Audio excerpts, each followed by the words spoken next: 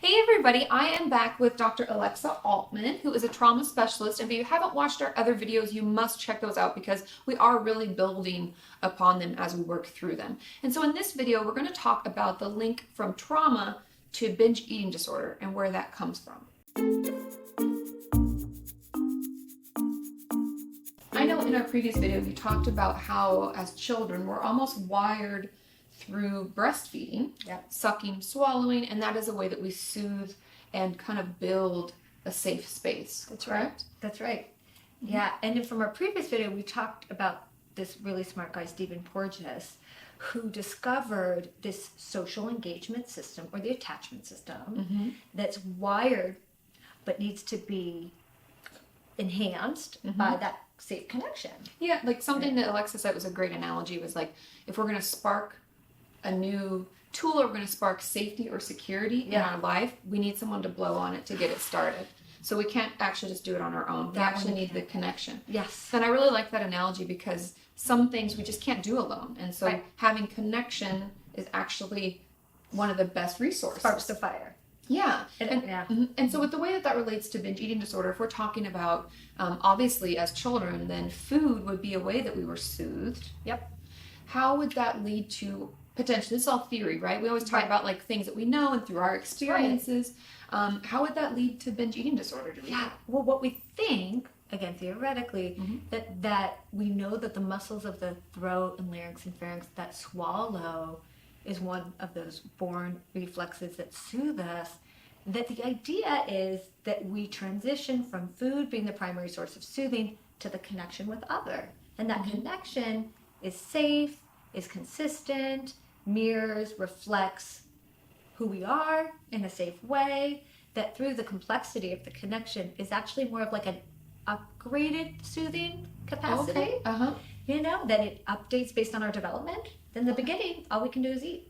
Yeah. Right? And smell and take in. But then eventually language and all these other ways in which we connect continue to help with our capacity to soothe.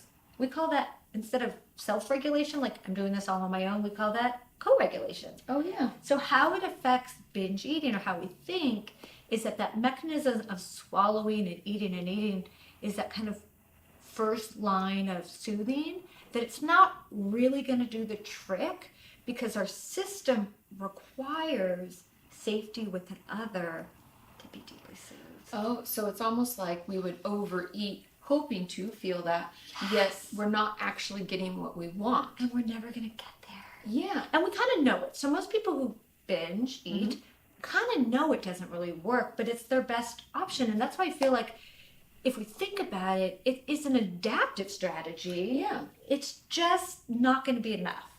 And we know that. Yeah, and I think that it's most people who do binge eat know, like many of you have reached out to me and said, I know I'm doing it, I just don't know how to stop it. That's right. And it feels out of control. Oh, and then there's all that shame and right? And the fact that like I recognize that not only in our society, obviously there's a stigma against mental illness as a whole, eating disorders especially, and people who are overweight even more so. Yes. And so if we struggle with that, it can be really difficult and to even speak up about it. That's right. Because of all of that. And oftentimes, again, like you're saying, the shame. So then to seek out connection is a huge leap out of shame and into connection with another. But it also gives our nervous system a chance to update its mechanism for soothing. So it's almost like if you find yourself in this, if this is something you're struggling with, and if you find that you don't understand why you overeat, but you wish you could stop, but you do recognize that it in some level soothes you, is attempting to soothe you, that it's like our video we did before where we talk about skiing down the hill. And so maybe that one time, if you've eaten, and you're going back into the kitchen to get more, maybe instead you should text a friend or call or pull out your resiliency box and watch a video of someone that you care about and love and who loves you and cares about you.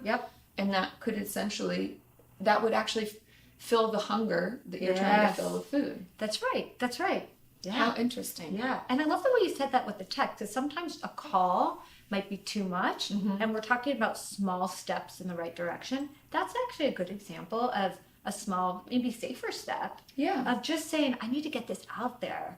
Something's going on. Yeah. Because oftentimes I notice in my work with people who binge eat is they don't really know how they feel. Yeah. So it's hard sometimes to put words to it, but you can just say, I need something. Yeah. Or like, hey, how's it going? How's it going? Start a conversation. Right. You don't have to have a goal specifically. That's right. Connection is just connection. That's right. Just knowing, hey, I can knock on the door and, oh wait, maybe there is someone there. Yeah, and if you struggle to have close relationships in your life at this time, the great thing about KatiMorton.com is we have chat 24/7 for people around the world. So if you're in the UK and you're worried that your friend in Florida isn't going to be awake when you're awake, there are people around the world on there all the time. So you can hop over there and get some connection that way, as well as in the comments and all of the online communities. Oh my gosh, I love that, because you can just even see, like, trying to connect. Yeah, that would be the thing. Just trying to connect. And then someone can ask you how your day was, and it could be a really simple conversation and maybe give you that connection that you're really desiring and what your system is actually really wanting. And wired to do. Yeah. We're wired for it. Yeah. Thank you so much. Yes. I hope that that's helpful. I know there's a lot of questions around that. And I have more videos I'll link in the description to playlists about different eating disorders and binging and kind of my thoughts and experience around that. If you like this video, give it a thumbs up. Let us know your thoughts in the comments. Don't forget to subscribe. Like I said, we did a bunch of videos together and you don't want to miss them because we're building on them as we go. And we will see you next time. Bye!